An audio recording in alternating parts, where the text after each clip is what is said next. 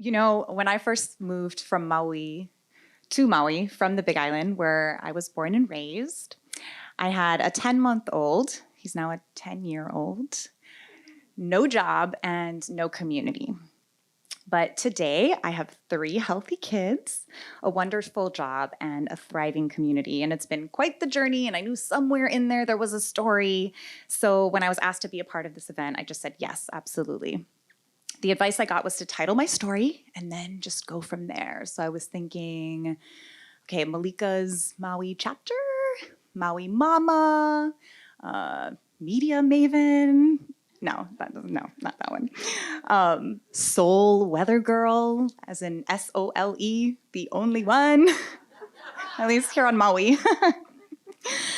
And the running themes were motherhood, working in an Oahu-centric industry, and trying to do it from a neighbor island as a neighbor island girl, building community, particularly through social media, and service. But there was this one common thread throughout it all. They were all connected by love, passion, and by heart. So I settled on the title, From the Heart. So the story I'm about to tell you is from the heart. In a sense, it's about the heart. And though I've told it a lot, many, many times, so I hope that sometimes I feel a little distance from this story and I can't really be in the present, but I hope that tonight I will be able to tell it with heart. I'll never forget it. It was June 3rd, 2016. It was a gorgeous day. I went out on Trilogy out in Lahaina for a coral reef survey, and I was doing a report for Maui Now. And so I was in the sun all day, super exhausted. My husband and my son were on their way to the Big Island for a baby luau. And so we had hired a sitter to kind of cover that time in between for when he would be gone and then before I would get home. And I was a little stressed out because I didn't have a babysitter that night. And like I said, I bring my kids everywhere. And so I was emceeing an event with a 7-month-old in tow that evening. So I got home. I paid the sitter, and then I tiptoed in to check on my baby girl, Vaipuna. She was sleeping soundly, and nothing seemed amiss. And I even took a little Snapchat video on my phone, #MomLife. And I went to go take a nap. And then I heard a cough. Any parents in the house? Yeah, okay. How many of you have heard your kids cough and you just ignored it? Yeah, that was me too. But then I heard it again, and something in me turned into this like raging mama bear, and I just sprinted into her room, and it was almost primal. My eyes were just searching, asking all the questions. What's happening? Is she choking? Did she pull off her diaper? Did she grab a button off of something? Did she pull something out from outside of the bed into the bed? Just so many questions, and I really had no idea what was happening. And I'm the type of person that when an emergency happens, I'm the screamer. I panic, and I'm not alone, right? Okay. I panic, and I rely on my hubby, who literally just walked out with the baby. Thank you, honey. I rely on him to just save the day while I scream like a maniac. But he wasn't there. He was on a plane, and I was all alone with what my instincts were telling me was a choking baby. And I had been trained in CPR about 4 years earlier when I was pregnant with my son, Jackson. We had gone through all the motions. We learned about the back slaps and the blind finger sweeps, but I never had to use those skills. And so this was just terrifying. So I picked her up out of her crib, and I was just kind of cradling her neck and looking into her face, and it was like, Mommy, help me. And I flipped her over, and her face and chest were up just like this. And I did back blows. I did what I was taught, and I did so many back blows. I did them standing, like this, on the bed, over my knee. I did so many back blows that later that day I nearly slipped because I walked into her room, and right below the spot where I was doing the back blows was an area this big of thick mucus. Her body was just trying so hard to get that thing out. So I'm doing the back blows. And finally, I tip her to her side. And that's when I saw it. This little pink hair clip. It was in the back of her throat. And when I tiptoed in to check on her, I missed it. I did the mom scan, but I missed it. And I have looked at that Snapchat video hundreds of times looking for what's the clue that I missed.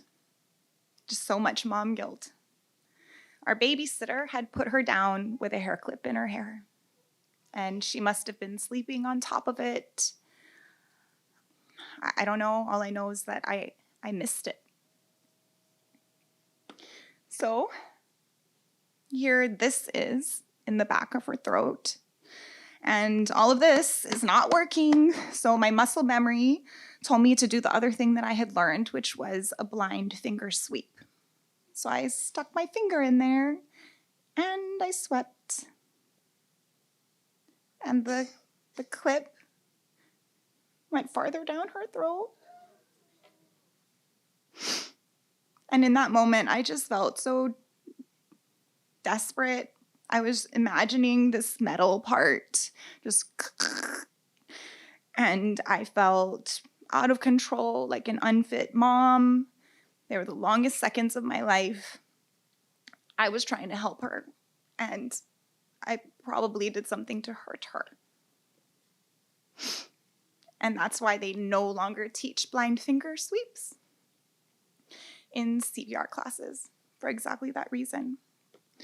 The back blows were not working. So I tried something different, and I put her on her side, and it wasn't something I was taught, but it felt like the only other thing I could do. And so I could see these little pink felt parts of the flower, and I thought maybe I can reach it and just pull it out. So I put my fingers into her mouth, and I was able to latch and pull the thing out. Yes. Yeah. But in a lot of ways, the aftermath was just so much worse than the actual experience, because it's the what ifs. Like, the what ifs will kill you. Like, what if? Let's just not even go there, right? I cried, and I felt ashamed and responsible and guilty. Just all the things. And the thought actually crossed my mind to not even tell my husband about it, because I was just so like, ugh. In that moment, I couldn't. He was on an airplane anyway. And so I turned on a camera and I just like let it all out. Just needed to cathartically release. I knew we were just so blessed that it turned out the way that it had. And I knew that I could learn from this, and that in some ways I could do better. And a couple hours later, I did share what happened with my husband, and we talked about it at length. And he told me, "You did a great job." And he said, "You should tell your story." He made me realize that there was opportunity here to turn something so painful into something that maybe could be helpful. So I posted the video online. It was really raw. With a shaking finger, kind of scared to do it. But it went viral. And everybody was talking about it. It was on the news at the time. I wasn't on the news. I was a housewife, mother, no job, like I said. And so that was a big deal to me that this story was on the news. And people were just coming out of the woodwork, parents especially, and they were telling me their stories. And I realized just how underreported choking is, but also just how preventable it is. Because when you know what to do, you literally save the day in seconds. But if you don't know what to do, it can very quickly devolve into a situation that requires CPR. My friend Dani Ito, maybe some of you know her. She's a nurse here on Maui, and she teaches community CPR classes. And she had to save her daughter's life with CPR. It wasn't a choking incident, but she had seen my story, and she reached out to me, and she said, this work is important, and you have a platform, so, you could really make a difference. I hope you do something with this. She connected me with the right people, and we placed hundreds of people in CPR classes with the AED Institute right here at the Maui Airport Fire Station. And the teacher said they'd never seen as many strollers in the hallways. And so from people DMing me and just the demand, I realized that people want to learn. They want to learn. But there were some barriers between like this motivation and actually getting into a class. And what I found them to be were that people work. So scheduling, they couldn't find childcare, or they couldn't afford the classes. And I wondered why there weren't free classes out there that you could bring your kids to and go on an evening or a weekend or at any time that fits into your schedule. And the AED Institute, they had a solution. And they said, you should teach. Me, a meteorologist mom with no medical background. Okay. I took the classes feeling like a total imposter, but I became a certified teacher, and I started offering free CPR classes on weekends and evenings, and Ohana participation was encouraged. And I would post on social media, and the classes would fill like this. And then I was lucky enough that a local paramedic, Heidi Wirtz, reached out to me over Instagram to offer her help with the classes. And so I was blessed to be able to co-teach with paramedics from across the islands, just showing that they really think that we are important as a community.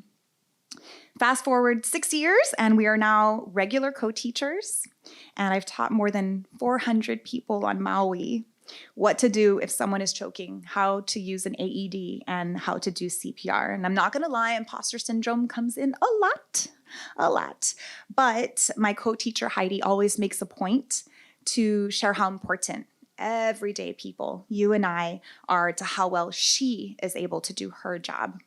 We need more lifesavers walking around in our community, because those first few minutes, that the ones before the first responders arrive, those are critical. And research actually shows that it is the difference between life and death a lot of times. As for us, crisis averted. Vaipuna is here. My 7-month-old is now a 7-year-old.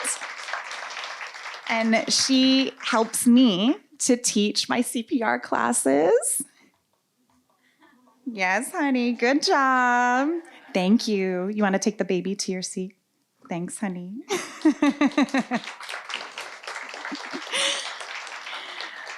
But as you could see, CPR is literally your hands becoming that person's beating heart. And as I thought of my Maui chapter, it all came back to heart. Teaching is something that I do from the heart. Pro bono hurricane updates on Instagram and Facebook, I do that from the heart. And even my job is just like so inextricably linked to public service, because the parts that I love the most, that I'm the most passionate about, are helping people and keeping them informed, keeping them safe. My followers and friends are always like, you need to get paid. You need to get paid more. But the beautiful thing is that when I first moved to Maui from the Big Island, I had a 10-month-old, no job and no community. But today I have 3 beautiful, healthy kids, Maui kids, a wonderful job, and a thriving community, both online and off, right here on Maui. And those are things that are absolutely priceless. And I don't think I would have all of that today if it had not come from the heart. And now Maui is also in my heart. Thank you.